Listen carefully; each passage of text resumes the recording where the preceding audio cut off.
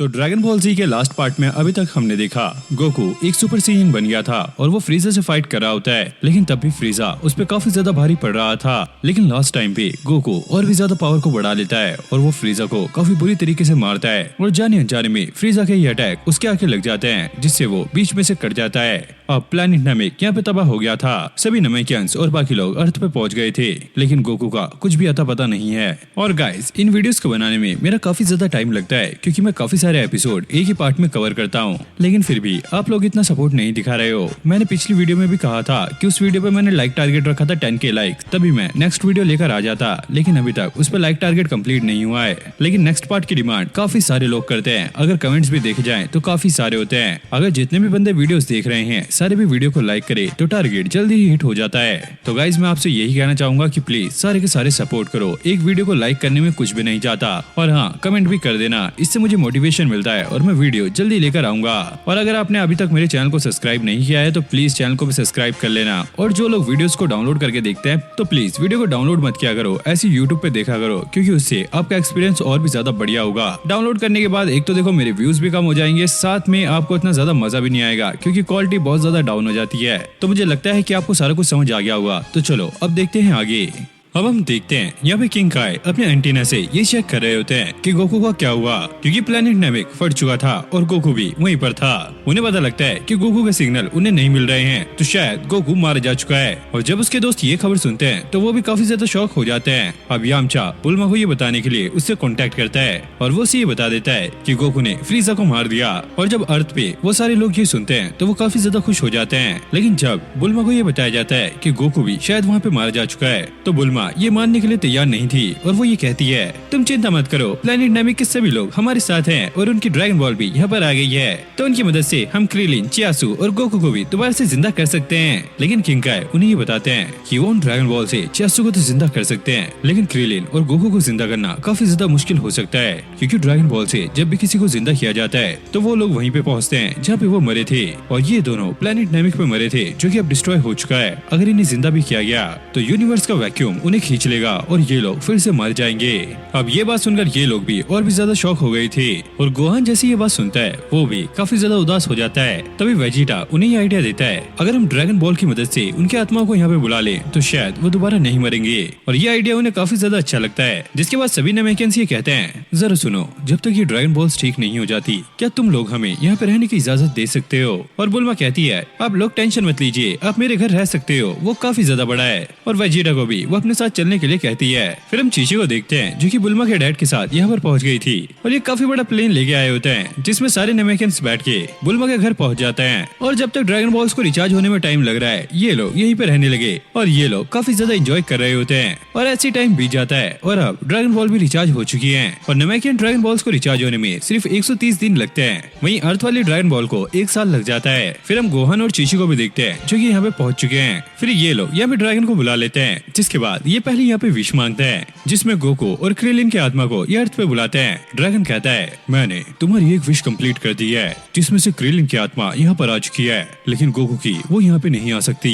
ये सुनकर ये सभी लोग काफी ज्यादा शॉक होते हैं, और वो ड्रैगन बताता है, मैं गोकू की आत्मा अर्थ पे नहीं ला सकता, क्योंकि उसकी आत्मा अभी भी उसके शरीर में है। ये सुनकर ये लोग काफी ज्यादा खुश हो जाते हैं, यानी कि गोकू अभी जिंदा है। जिसके बाद ये दूसरी विश मांगते हैं, जिसमें अब गोकू डायरेक्ट अर्थ पे आ जाए, लेकिन ये ड्रैगन इस चीज के लिए भी मना कर देता है, क्योंकि ये किसी इंसान को तभी टेलीपोर्ट कर सकता है जब वो इंसान चाहे। लेकिन गोकू वहाँ से इसकी विश को रिजेक्ट कर रहा होता है। जिसके बाद ये अगली विश मांगते हैं कि क्रिलिन की बॉडी अर्थ पे आ जाए, और ये उसकी विश कंप्लीट कर देता है। और हम देखते हैं कि क्रिलिन यहाँ पे पहुंच चुका है और अब वो जिंदा है, और अब इनके पास आखिरी विश बची है, और ये सोच रहे होते हैं कि वो किसको जिंदा करें। फिर हम किंग काय के प्लेनेट पे इन 3 नमूनों को देखते हैं। टीएन जाने से मना कर रहा होता है, और चियासु भी उसी के साथ जाना चाहता है, तो वो भी मना कर देता है। अब बस यहाँ पे यामचा बचा है, और बुल्मा को ये पता लग गया था, तो वो ज्यादा सोचती नहीं है, वो यामचा को यहाँ पे बुला लेती है, और ये ड्रैगन इसकी आखिरी विश भी कंप्लीट कर देता है, और यामचा अर्थ पे पहुंच चुका है। लेकिन ये लोग देखते हैं कि यामचा यहाँ पे दिख नहीं रहा है, लेकिन वो पीछे पानी में गिरा पड़ा था, और अब वो सामने आ गया है। बुल्मा उसे देखकर काफी ज्यादा खुश होती है, और फिर ऐसे ही एक और नमेकियन साल बीत जाता है। ये लोग फिर से ड्रैगन को यहाँ पे बुलाते हैं, और सबसे पहले यहाँ पे चियासु को वापस लाया जाता है, जिसके बाद टीएन भी यहाँ पर पहुंच गया था। अब यहाँ पर लास्ट विश बची होती है, जिसमें ये नमेकियंस अपने घर जाने वाले हैं, और डेंडे यही विश मांगता है, जिसके बाद ये लोग किसी प्लेनेट पे पहुंच जाते हैं। अब अर्थ पे सारा कुछ नॉर्मल हो चुका है और गोहान भी अपनी पढ़ाई में लग गया है। फिर हम प्लेनेट नेमिक का सीन देखते हैं, जो कि पूरी तरीके से डिस्ट्रॉय हो चुका है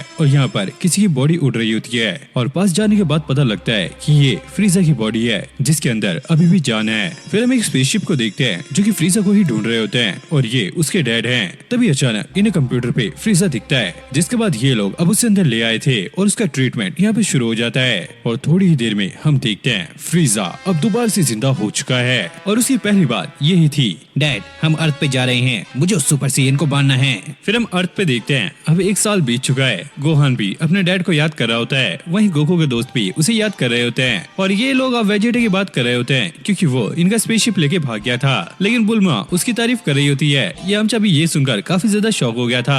बुल्मा कहती है, मुझे वो काफी ज्यादा अच्छा लगता है, क्योंकि वो हर बार गोकू को हराने के बारे में सोचता है, वो काफी ज्यादा पावरफुल है। इधर हम क्रेलिन को देखते हैं, जो कि अपनी ट्रेनिंग कर रहा होता है, लेकिन वो इसमें बार बार फेल हो रहा था, क्योंकि अभी तक वो इतना ज्यादा स्ट्रॉन्ग नहीं बना कि वो गोकू की बराबरी कर सके। और उसे ऐसा लगता है कि गोकू भी अभी किसी जगह अपनी ट्रेनिंग कर रहा होगा। अब एक स्पेसशिप सीधा बुल्मा के घर के पास आके लैंड होता है और इसमें से वेजिटा निकलता है। यामचा उससे फाइट करने के लिए तैयार हो गया था, लेकिन वेजिटा कहता है, मुझे गोकू की एनर्जी कहीं भी महसूस नहीं हुई। और ये लोग ये सुनकर काफी ज्यादा शौक थे कि ये गोकू को ढूंढने के लिए गया था। अब बुल्मा उसे डांटने लगती है, चलो तुम काफी दिनों से नहाई नहीं हो, चलो जाके नहाओ। और यामचा और पुआर ये देखकर काफी ज्यादा शौक थे कि बुल्मा वेजिटा को सुना रही है। अब बुल्मा ने उसके कपड़े धो दिए थे, वेजिटा नहा रहा होता है। क्रीलिन और यामचा बाहर बैठ के वेजिटा के बारे में ही बात कर रहे होते हैं। अब बुल्मा भी यहाँ पर आ गई थी, लेकिन वेजिटा उस पर चिल्लाने लगता है, क्योंकि उसके कपड़े नहीं मिल रहे थे। बुल्मा उसे बताती है कि उसने वो धो दिए और उसके लिए वहाँ पर नए कपड़े रखे होते हैं, जो कि पिंक कलर के थे। और भाई वेजिटा को ये देखकर काफी ज्यादा गुस्सा आ रहा होता है और वो ये पहनने के लिए बिल्कुल भी तैयार नहीं था। और जैसे ही वेजिटा बाहर आता है, सभी लोग उसे देखकर काफी ज्यादा हंस रहे होते हैं और उसका मजाक बना रहे होते हैं। फिर हम यूनिवर्स का सीन देखते हैं, जहाँ पे कुछ हो रहा होता है। गोहान को भी यह एनर्जी महसूस हो गई थी। क्रीलिन गोहान से ही बात कर रहा होता है इसी के बारे में, और गोकू के बाकी दोस्तों को भी ये चीज महसूस हो जाती है कि यह एनर्जी काफी ज्यादा खतरनाक है। और इसके साथ एक और एनर्जी है जो कि उससे भी ज्यादा खतरनाक है, और इन लोगों को थोड़ा सा शक था कि ये एनर्जी फ्रीजा की होगी। वेजिटा भी ये सुनकर काफी ज्यादा गुस्सा हो गया था। उसे ऐसा लगता है कि गोकू ने फ्रीजा को जिंदा छोड़ दिया होगा, जैसे गोकू ने वेजिटा को जाने दिया था। और किंग काई की भी काफी ज्यादा फट रही होती है। फिर हम एक स्पेसशिप को देखते हैं, जो कि काफी तेजी से अर्थ की तरफ जा रही होती है, और इसके अंदर फ्रीजा था, जिसकी बॉडी में कुछ नए मैकेनिकल पार्ट्स लगाए होते हैं। और अभी अपने डैड के साथ गोकू को मारने के लिए अर्थ पे आ रहा है। अब गोहान अपना आर्मर पहन के यहाँ से निकल गया था। क्रेलिन भी यहाँ पर आ गया था। ये सारे लोग इकट्ठा हो रहे होते हैं, क्योंकि इन्हें ऐसा लग रहा था कि फ्रीजा जल्दी ही यहाँ पे पहुँचने वाला है। और फ्रीजा भी काफी ज्यादा गुस्से में था और वो गोकू से बदला लेना चाहता है। वेजिटा यामचा भी यहाँ पर पहुँच गया था। पीछे से बुल्मा भी यहाँ पर पहुँच जाती है। फिर टीएन और चियासु भी आ गए थे, और इन लोगों ने अभी तक पिकलो को नोटिस नहीं किया था, क्योंकि उसने अपनी एनर्जी पूरी तरीके से दबा रखी थी। अब फ्रीजा का स्पेसशिप भी यहाँ पर पहुँच गया था, और ये लोग ये देखकर काफी ज्यादा शॉक हो गए थे, और इन लोगों की अभी से फटने लगती है। और थोड़ी आगे जाके उसका स्पेसशिप अब लैंड कर गया था। इन लोगों की तो भाई काफी ज्यादा फटी पड़ी थी। इधर ये सारे हीरो ये डिसाइड कर रहे होते हैं कि ये पैदल ही आगे चल के जाएंगे, ताकि इनका एनर्जी लेवल फ्रीजा को महसूस ना हो। अब फ्रीजा अपने डैड के साथ बाहर आ गया था, और वो यहाँ पे पहले तबाही मचाने की सोच रहा होता है, ताकि गोकू उसे देखकर यहाँ पर पहुँच जाए। और वहीं सभी हीरो धीरे धीरे आगे बढ़ रहे होते हैं। फ्रीजा अपने कुछ आदमियों को तबाही करने के लिए भेजता है, लेकिन जैसे वो उड़ते हैं तभी अचानक वो यहाँ पे कट जाते हैं। हम सामने यहाँ पे एक लड़के को देखते हैं, जिसके कपड़ों पर कैप्सूल कॉर्पोरेशन लिखा होता है। और फ्रीजा उससे पूछता है, हे तुम कौन हो और यहाँ पे क्या करने आए हो? और ये लड़का झट से जवाब देता है, मैं यहाँ पे आया हूँ तुम्हें मारने के लिए, और किस लिए? जिसके बाद फ्रीजा और उसके डैड काफी ज्यादा हंसने लगते हैं। और फ्रीजा ने अपने आदमियों को इसे मारने के लिए भेज दिया था। एक बंदा अपने ट्रैकर से इसका पावर लेवल चेक करता है, जो कि सिर्फ 5 होता है। जिसके बाद वो इस पे अटैक कर देता है, लेकिन ये अपने हाथ से ही उसके अटैक को रिफ्लेक्ट कर देता है। इसके बाद वो लोग काफी सारे अटैक इसके ऊपर कर रहे होते हैं, लेकिन ये अपने हाथों से ही उनके अटैक को रोक रहा होता है। फिर अगले ही पल ये सब पे अटैक करके एक ही झटके में सबको काट डालता है। वहीं हम गोकू को दोस्तों को देखते हैं, जिन्हें ये सेंस हुआ होता है कि एक काफी खतरनाक एनर्जी लेवल वहाँ पे मौजूद है, और अभी कुछ लोग वहाँ पे मारे जा चुके हैं। इनको ऐसा लग रहा होता है कि वहाँ पे फाइट चल रही है, लेकिन इन्हें शक भी भी था, क्योंकि ये लोग तो अभी यहाँ पर हैं, तो वहाँ पे फाइट कौन कर रहा है। वहीं फ्रीजा और उसके डैड उस लड़के को धमकियां दे रहे होते हैं, लेकिन ये लड़का इन्हीं की बचा रहा होता है और वो काफी ज्यादा कॉन्फिडेंट लग रहा था। और वो फ्रीजा से कहता है, तुम्हारे अंदर जितनी भी पावर है तुम एक साथ उससे मेरे ऊपर अटैक करना, क्योंकि मैं तुम्हारे ऊपर कोई भी रहम नहीं करूंगा, जैसे गोकू ने किया था। ये सुनकर फ्रीजा थोड़ा सा शॉक होता है। ओ, तो तुम उसी के दोस्त हो? और वो मना करता है, नहीं मैं उससे कभी नहीं मिला, लेकिन हाँ मैं उसका बहुत बड़ा फैन हूँ। और फ्रीजा ये कह रहा होता है, सुपर सैयन के आने से पहले मैं यहाँ के सारे इंसानों को मार दूंगा। और वो लड़का कहता है, तुमने क्या कहा सुपर सैयन के आने से पहले? लेकिन मैं तुम्हें बता दूं, सिर्फ गोकू ही अकेला सुपर सैयन नहीं है, मैं भी एक सुपर सैयन हूँ। ये सुनकर फ्रीजा की थोड़ी सी फट जाती है और वो इसका मजाक बनाने लगता है, जिसके बाद ये लड़का अब अपनी पावर अप करने लगता है। जमीन भी थर थर कांप रही होती है। फ्रीजा की अब फट्टी शुरू हो गई थी। वहीं गोहान को ऐसा लग रहा होता है कि ये पावर लेवल काफी ज्यादा है और उसे वैसा ही महसूस हो रहा होता है जब गोकू एक सुपर सैयन बना था। उसे लगता है कि शायद ये उसके डैड है, लेकिन वेजिटा को ऐसा लगता है कि जरूर ये कोई और हो सकता है। ये लड़का एक सुपर सैयन में ट्रांसफॉर्म हो चुका था। फ्रीजा की ये देखकर काफी ज्यादा फटने लगती है और फिर फ्रीजा ने उसके ऊपर अटैक कर दिया था। और इधर गोहान और बाकी सब अब उस तरफ काफी तेजी से भागने लगते हैं। अब जैसे धुआं हटता है, फ्रीजा देखता है कि वो लड़का सही सलामत खड़ा है और ये देखकर उसकी और भी ज्यादा फटने लगती है। वो लड़का कहता है, मैंने तुमसे पहले ही कहा था कि अपनी पूरी ताकत से मुझ पे हमला करना। फ्रीजा को गुस्सा आ गया था और वो एक काफी खतरनाक अटैक उस लड़के के ऊपर कर देता है और ये लड़का भी उस अटैक को काफी आसानी से डॉज कर लेता है। जिसके बाद फ्रीजा उसके ऊपर एक और काफी खतरनाक अटैक करने वाला था। उसके डैड उसे रुकाते भी हैं क्योंकि इससे अर्थ तबाह हो सकता है, लेकिन फिर भी फ्रीजा ने उस पर अटैक कर दिया था। लेकिन ये लड़का काफी आसानी से उसके अटैक को रोक लेता है। फ्रीजा की ये देखकर और भी ज्यादा फटने लगती है और फिर वो एक और अटैक इस अटैक पे कर देता है, जिससे यहाँ पर एक ब्लास्ट होता है। अब इन लोगों को ऐसा लगता है कि वो लड़का इस ब्लास्ट में मारा जा चुका है, लेकिन सामने ही हम उस लड़के को देखते हैं जो कि सही सलामत खड़ा होता है। जिसके बाद ये फ्रीजा पे अटैक करता है। फ्रीजा इस अटैक से बच गया था, लेकिन अगले ही पल वो इसे बीच में से काट देता है। अब गोहान और बाकी सब भी यहाँ पर आ गए थे। वो ये देखकर काफी ज्यादा शॉक होते हैं। वहीं उस लड़के ने फ्रीजा के छोटे छोटे टुकड़े कर दिए होते हैं। अब वेजिटा ये देखकर काफी ज्यादा शॉक था कि उस लड़के ने एक ही झटके में फ्रीजा के टुकड़े कर दिए हैं। लेकिन यामचा कहता है, ये गोकू नहीं हो सकता, ये जरूर कोई और है। जिसके बाद ये सारे लोग अब उसकी तरफ जाने लगते हैं। अब फ्रीजा का डैड उस लड़के से कहता है, तुमने मेरे बेटे को मार दिया, इसका मुझे कोई भी अफसोस नहीं है, लेकिन तुम मेरे बेटे बन सकते हो। मेरी फैमिली में रहकर तुम इस यूनिवर्स पे राज करोगे। लेकिन ये लड़का उसे मना कर देता है और फ्रीजा का डैड उसे ये कहता है, तुम मेरे बेटे को सिर्फ इसी वजह से हरा पाए क्योंकि तुम्हारे पास ये स्वॉर्ड थी, क्या मैं इसे देख सकता हूँ? और भाई ये लड़का भी खुशी खुशी ये स्वॉर्ड उसे दे देता है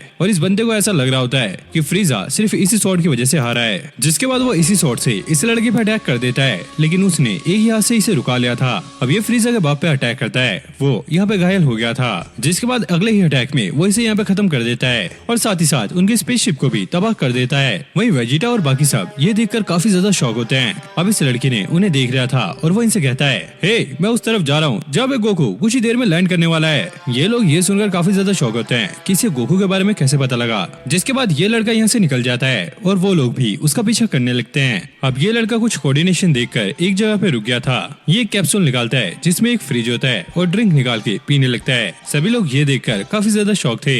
अब सारे लोग मिलकर यहाँ पे जूस पीने लगते हैं। उन्हें काफी ज्यादा मजा आ रहा होता है। गोहान उससे ये पूछता है, हे तुम्हें कैसे पता कि मेरे डैड 3 घंटे में यहाँ पे पहुँचने वाले हैं? और ये कहता है, मैं ये तुम्हें नहीं बता सकता, लेकिन हाँ मैं उनका एक काफी बड़ा फैन हूँ। और वेजिटा उस पर गुस्सा हो जाता है और उससे सवाल जवाब करने लगता है, तुम कौन हो और यहाँ पे कैसे आए और तुम्हारे पास ऐसी पावर क्या कर रही है? और बल्मा नोटिस करती है कि उसकी जैकेट पे कैप्सूल कॉर्पोरेशन लिखा हुआ है। वो पूछती है, क्या तुम हमारे लिए काम करते हो? और ये बोलता है, नहीं मैं किसी के लिए काम नहीं करता, लेकिन हाँ मैं इतना बता सकता हूँ कि मैं 17 साल का हूँ। और ये किसी को भी अपना नाम नहीं बता रहा होता है। सबको गुस्सा आ रहा होता है, लेकिन बुल्मा उस पर जान से मार रही होती है। अब सभी लोग बैठकर गोकू के आने का वेट कर रहे होते हैं और वेजिटा तो बस उसी लड़के को घूर रहा होता है। वहीं बुल्मा ये नोटिस करती है कि ये लड़का और वेजिटा काफी हद तक एक जैसे लग रहे हैं। वहीं वेजिटा ने उस लड़के को सुना दी थी, क्या तुम मुझे ऐसे ही देखते रहोगे? मैं तुम्हें इतना अच्छा लग रहा हूँ, क्या तुम मुझसे शादी करना चाहोगे?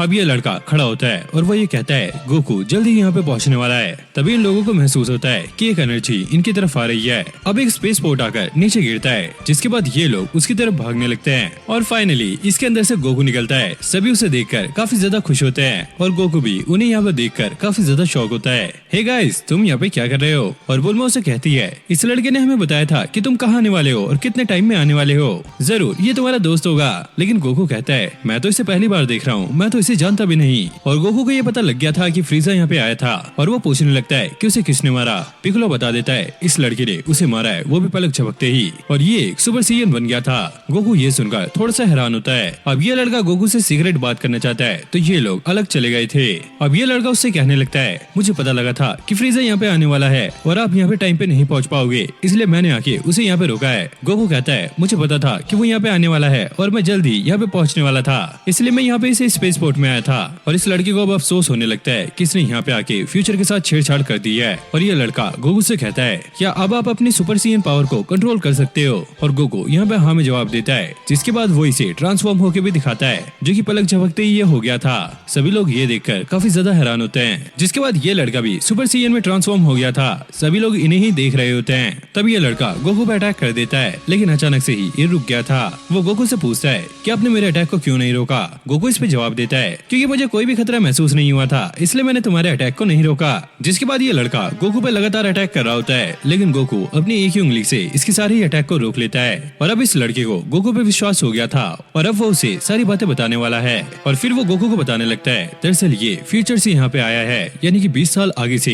और वो ये भी कहता है कि इसके डैड वेजिटा हैं। गोकू ये सुनकर काफी ज्यादा शौक होता है और वो यहाँ पे गोकू की मदद के लिए आया होता है। और वो गोकू को बताता है, आज से 3 साल बाद मई की 12 तारीख को सुबह 10 बजे के करीब वो लोग दुनिया के सामने आएंगे। वैसे क्या टाइमिंग है ना, अभी मई चल रहा है, लेकिन 10 तारीख निकल चुकी है। और वो कुछ एंड्रॉइड्स के बारे में बता रहा होता है, जिसे रेड रिबन आर्मी के एक सन की साइंटिस्ट डॉक्टर शेरो ने बनाया होता है। वो लोग यहाँ पे आके दुनिया को तबाह करने वाले हैं। गोकू भी शौक होता है क्योंकि उसने रेड रिबन आर्मी को तबाह कर दिया था। और यहाँ पे हमें इस लड़के का नाम पता लगता है, जो कि था ट्रंक्स। और ये बताता है, रेड रिबन आर्मी अपनी हार की वजह से तुमसे बदला लेना चाहती है, वो पूरी इंसानियत को तबाह करना चाहती है, इसलिए हमें मिलकर उसे रोकना होगा। और वो ये भी बताता है कि फ्यूचर में इन एंड्रॉइड्स ने सबको खत्म कर दिया है, यानी कि गोकू और उसके साथियों को भी। और ये अकेला ही वहाँ पे बचा था, जो कि काफी मुश्किल से उन लोगों से लड़ा, लेकिन फिर भी ये उन्हें हरा नहीं पाया, इसलिए ये इनकी मदद लेने के लिए यहाँ पर आ गया।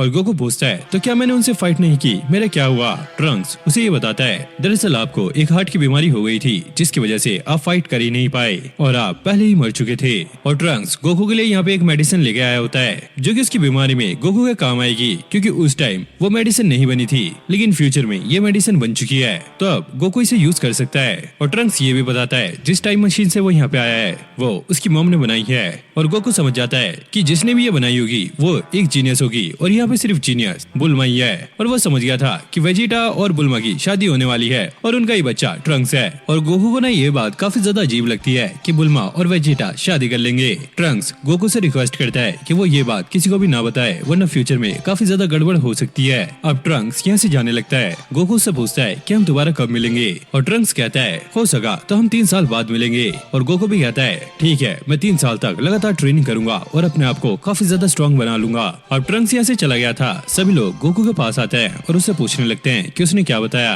गोकू किसी को भी कुछ नहीं बता रहा होता है, लेकिन पिकोलो ने यहाँ पे कह दिया था कि ये सारा कुछ हमारे फ्यूचर से रिलेटेड है, क्योंकि पिकोलो ने उनकी सारी बातें सुन ली होती है। और पिकोलो ने फ्यूचर में आने वाले खतरे के बारे में इन्हें सबको बता दिया होता है, लेकिन हाँ, ट्रंक्स के मॉम और डैड के बारे में सारा कुछ सीक्रेट रखा होता है। अब ट्रंक्स इन्हें बाय बोलकर यहाँ से निकल जाता है और ये सारे लोग भी अब तैयार हो गए थे अपनी ट्रेनिंग करने के लिए। अब वेजिटा गोकू से ये पूछता है, क्या करोट, तुम ये बताओ कि प्लेनेट नेमिक तो तबाह हो गया था, तुम वहाँ से कैसे बचे? और गोकू ये बताने लगता है, दरअसल हाँ, उस टाइम तो मुझे ऐसा लग रहा था कि मैं लगभग मर ही चुका हूँ, लेकिन आसपास खोजने के बाद मुझे वहाँ पे 5 अलग अलग स्पेस पोर्ट मिले और वेजिटा समझ गया था कि वो गिन्यू फोर्स के होंगे। गोकू उनमें जाके एक साथ सारे बटन दबा देता है, जिसकी वजह से प्लेनेट तबाह होने के पहले ही वो वहाँ से निकल गया था और ये एक प्लेनेट पे जाके लैंड करा। इसे तो ऐसा लग रहा था कि ये मारा जाएगा, लेकिन वहाँ उन लोगों ने इसकी काफी अच्छी खातिरदारी करी। वेजिटा अब ये समझ गया था कि गिन्यू फोर्स का प्लान था प्लेनेट नेमिक को तबाह करने के बाद वो दूसरे प्लेनेट पे जाने वाले थे, जहाँ पे गोकू जाके लैंड करा है। उन्होंने पहले ही वहाँ की लोकेशन लगाई हुई थी। जिसके बाद वेजिटा गोकू पे गुस्सा करने लगता है, क्योंकि जिस प्लेनेट पे वो गया था वहाँ के लोग काफी ज्यादा कमजोर होते हैं, लेकिन उन्हें काफी अजीब अजीब टेक्निक्स आती हैं। अब गोकू यहाँ पे बताने लगता है कि उसने वहाँ पे एक काफी खतरनाक टेक्निक सीखी है, जिसका नाम है इंस्टेंट ट्रांसमिशन। और सभी लोग ये सुनकर काफी ज्यादा शौक होते हैं। अब गोकू ये बताने लगता है, इस टेक्निक को इस्तेमाल करने के लिए हमें एक चीज पे फोकस करना होगा,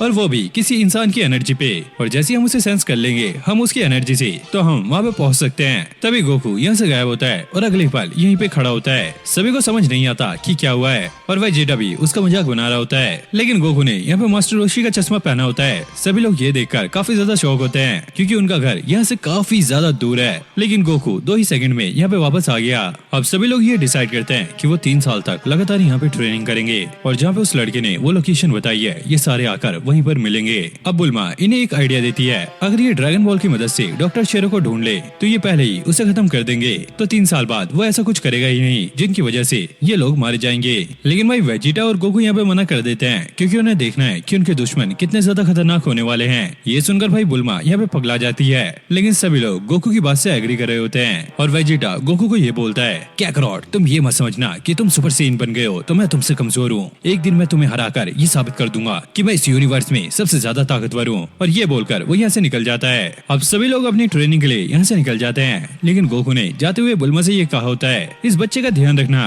अब भाई यहाँ पे जो खड़े होते हैं उन्हें समझ नहीं आता कि ये किस बच्चे की बात कर रहे हैं। अब क्रिलिन वापस आ गया था। मास्टर रोशी उसे सारा कुछ बताने लगते हैं कि गोकू अचानक से आया और उसका चश्मा लेके चला गया। वही वेजिटा बुल्मा के डैड से ये कह रहा होता है, मुझे एक ऐसी जगह चाहिए जहाँ की ग्रेविटी काफी ज्यादा हो ताकि मैं वहाँ पे ट्रेनिंग करके कैकरोट से ज्यादा ताकतवर बन सकूं। और वहाँ चीची गोकू को सुना रही होती है क्योंकि उसने गोहान के साथ ट्रेनिंग करनी है। लेकिन चीची उसे रोक रही होती है और भाई वो गोकू को काफी ज्यादा सुना रही होती है। गोकू को ऐसा लगता है कि वो मजाक कर रही है। जैसे वो उसके हाथ रखता है वो सीधा बाहर जाके गिरती है, जिसके बाद सभी लोग अपनी ट्रेनिंग करने में लग गए थे। और गोहान भी गोकू और पिकलो के साथ ट्रेनिंग कर रहा होता है। इन दोनों ने उसकी हालत काफी ज्यादा खराब कर दी थी और अब अपनी ट्रेनिंग खत्म करने ही वाले थे। लेकिन गोहान हार मानने के लिए तैयार नहीं था क्योंकि उसे अपने डैड की तरह ही काफी ज्यादा स्ट्रॉन्ग बनना है। और इधर फ्रीजा स्पेसशिप में अपनी ट्रेनिंग कर रहा होता है जो कि काफी ज्यादा खतरनाक चल रही होती है और सुपर सीएन बनने के चक्कर में वो इस स्पेसशिप को पूरा ही उड़ा देता है। अब बुल्मा अगर उसे सुनाने लगती है लेकिन वेजिटा यहाँ पे बेहोश हो गया था। फिर हम देखते हैं कि बुल्मा को उसकी केयर होने लगती है, यानी कि इनकी लव स्टोरी यहाँ से स्टार्ट हो गई थी। जिसके बाद उसे बेड पे ले आए थे क्योंकि उसकी हालत बहुत ज्यादा खराब हो चुकी है और उसके सपने में वही सुपर सीएन आ रहे होते हैं। इसीलिए कुछ भी करके अब उसे भी एक सुपर सीएन बनना होगा। और बुल्मा भी उसका ध्यान रखते हुए यहीं पर सो गई थी।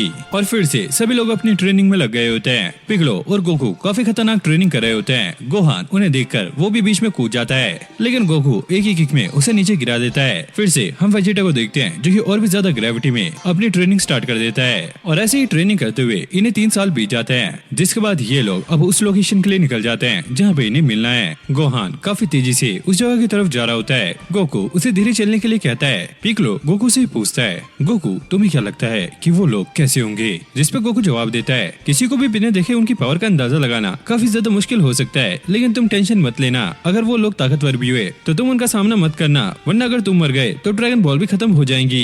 अब इन्हें क्रिलिन मिल गया था जिसके थोड़ी देर बाद ये उस आइलैंड पे पहुंच जाते हैं जहाँ पे ये सारे मिलने वाले हैं। अब उस आइलैंड पे आने के बाद ये देखते हैं इनके दोस्त पहले से ही यहाँ पे पहुंचे हुए हैं और बुल्मा के हाथ में एक बच्चा होता है। ये लोग ये देखकर काफी ज्यादा शौक होते हैं। उन्हें ऐसा लगता है कि ये बच्चा यामचा का है, लेकिन जब वो उससे पूछते हैं यामचा तो मना कर देता है क्योंकि उनका ब्रेकअप काफी पहले हो चुका है। और गोकू खुद ही आगे बढ़ के बोल देता है, इसके डैड वेजिटा है, क्यों है ना ट्रंक्स? भाई उसे इसका नाम भी पता है और इसके डैड का भी पता है। सभी लोग ये देखकर काफी ज्यादा शौक होते हैं और बुल्मा भी ये सुनकर काफी ज्यादा शौक थी क्योंकि उसने अभी तक किसी को नहीं बताया था, लेकिन गोकू ने सारा कुछ सच बता दिया है। और गोकू यहाँ पे मजाक करने लगता है, अरे मैंने तो बस अंदाजा लगाया इसकी नाक से। फिर ये लोग यहाँ पे वेट करने लगते हैं क्योंकि वेजिटा भी अभी तक यहाँ पे नहीं आया और ये सिटी को देख रहे होते हैं जहाँ पे सारा कुछ नॉर्मल लग रहा था। तभी यहाँ पे काफी तेजी से कोई आ रहा होता है और ये याजिरो भी था जो कि गोकू के लिए सेंसुबिन लेके आया होता है। जिसके बाद याजिरो भी यहाँ से चला गया था। ये लोग अब वेट कर रहे होते हैं क्योंकि टाइम 10 से भी ऊपर हो चुका है, लेकिन वो एंड्रॉइड यहाँ पे अभी तक नहीं दिखे, न ही उनकी एनर्जी इन्हें महसूस हो रही है।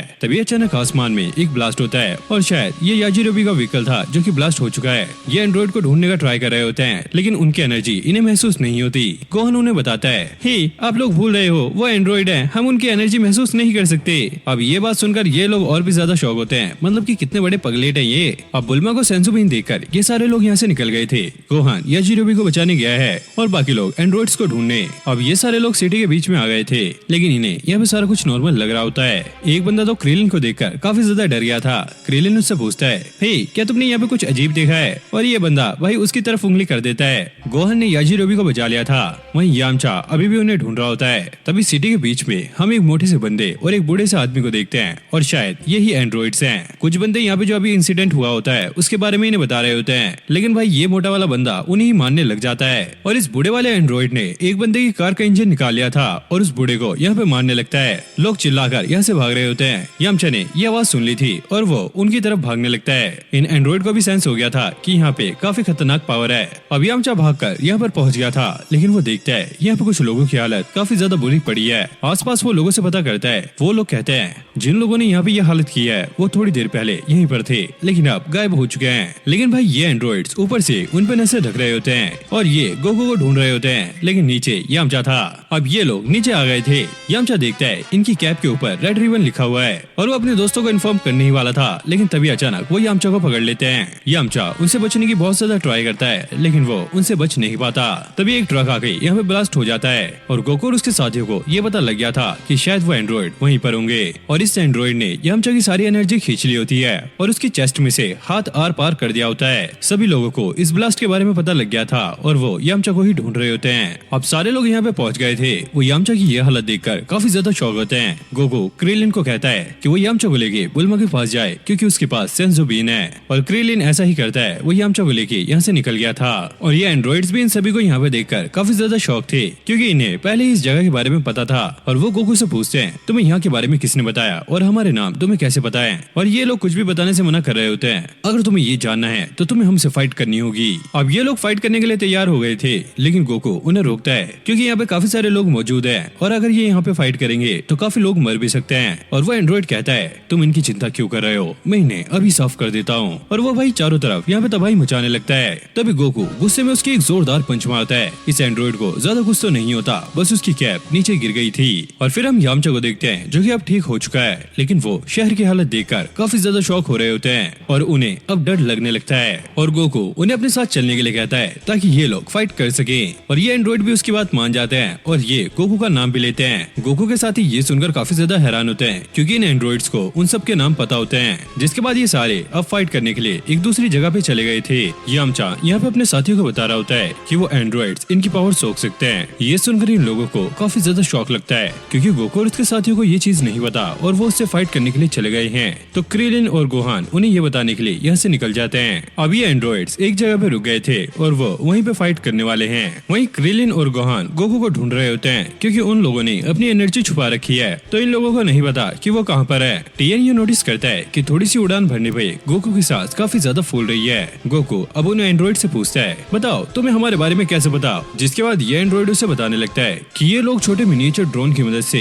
इन लोगों पे काफी लंबे टाइम से नजर रख रहे थे। जो भी ये कर रहे थे, जो भी इनकी फाइटिंग स्टाइल था, वो सारा कुछ इन लोगों ने नोटिस किया और उसको इन लोगों ने सीखा। और इन लोगों ने गोकू की बचपन की फाइट से लेकर वेजिटा की फाइट तक सारा कुछ नोटिस किया है और इन्होंने उससे सारे मूव सीख लिए हैं ताकि ये गोकू और उसके साथियों को आसानी से हरा सके। और गोकू पूछता भी है कि ये लोग ऐसा क्यों कर रहे हैं, जिसपे ये एंड्रॉइड जवाब देता है क्योंकि गोकू ने बचपन में ही रेड रिबन आर्मी को हरा दिया था। ये डॉक्टर शिरो के लिए काफी बड़ी हार थी, लेकिन अब वो यहाँ पे मर चुका है। लेकिन भाई देख के तो ऐसा लग रहा है ये जो एंड्रॉइड है वो डॉक्टर शिरो ही है जिसने अपने आप को एक एंड्रॉइड बना लिया है, क्योंकि इन एंड्रॉइड के पास नेमिक जाने से पहले का ही सारा डेटा होता है, तो इन्हें अभी सुपर साइयन की पावर नहीं पता।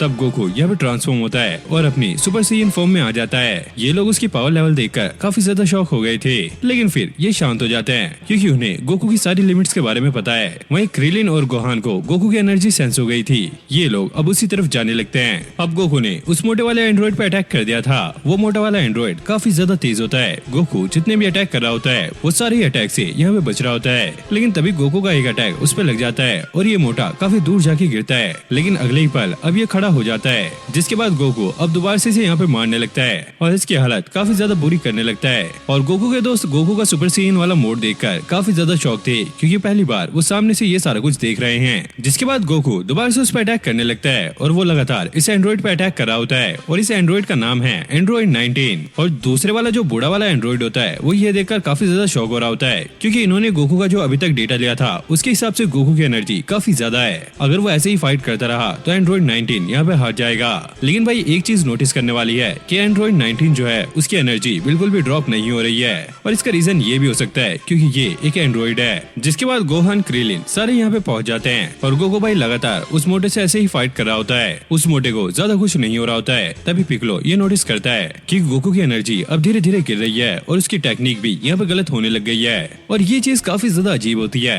और गोहान ने भी ये चीज नोटिस कर ली थी। वहीं यामचा और गोहान पिकलो को ये बताने लगते हैं कि ये एंड्रॉइड दूसरे लोगों की पावर सोख सकता सकते हैं, जिससे ये और भी ज्यादा ताकतवर हो जाते हैं। पिक्कोलो ये सुनकर थोड़ा सा हैरान हो जाता है। वहीं गोकू ने उस एंड्रॉइड को मारकर नीचे फेंक दिया था, लेकिन अगले ही पल वो दोबारा से खड़ा हो जाता है। फिर हम गोकू को नोटिस करते हैं, जो कि अब हाफरा होता है। तभी वो एक काफी खतरनाक अटैक इस मोटे पे करता है, लेकिन इस मोटे ने उसकी एनर्जी यहाँ पे एब्जॉर्व कर ली थी। ये देखकर सभी लोग काफी ज्यादा शॉक होते हैं। फिर पिक्कोलो गोकू को ये समझा देता है कि ये एंड्रॉइड दूसरों की एनर्जी एब्जॉर्व कर सकते हैं, तो इनसे दूर रहना और इस पे ऐसा कोई भी अटैक मत करना जिससे ये तुम्हारी एनर्जी एब्जॉर्व कर सके। और ये पावर एब्जॉर्व करने के बाद 19 की पावर भी इतनी हो चुकी है जितनी गोकू ने पावर अप करने के बाद की थी। और फिर ये मोटा गोकू पे ही भारी पड़ने लगता है। फिर सभी लोग गोकू को नोटिस करते हैं, जिसकी हालत काफी ज्यादा खराब हो रही होती है। गोहान ये देखता है कि उसके डैड के हार्ट में कुछ प्रॉब्लम हो रही है, इसी वजह से वो यहाँ पे ऐसा फील कर रहे हैं। और फिर इन लोगों को समझ आ जाता है कि जो ट्रंक्स ने कहा था कि गोकू को हार्ट की प्रॉब्लम होने वाली है, और शायद ये वैसा ही हो रहा होता है। लेकिन क्रिलिन कहता है, ट्रंक्स ने जो उसे मेडिसिन दी थी हमें तो पता है वो उसने खा ली थी, तो ऐसा क्यों हो रहा है। अब गोकू अपना हार्ट पकड़ के नीचे बैठ गया था।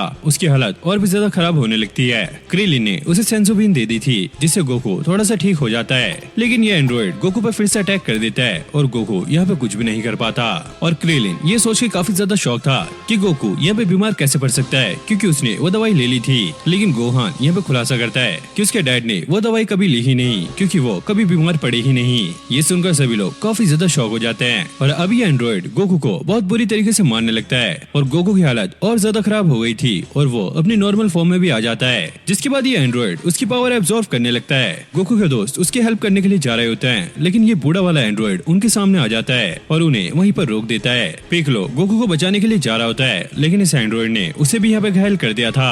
वह एंड्रॉइड 19 गोकू की पावर सारी एब्जॉर्व कर रहा होता है। एक तो उसकी हालत पहले ही काफी ज्यादा खराब है और ऊपर से बची कुछ पावर भी ये मोटा उससे खींच रहा है।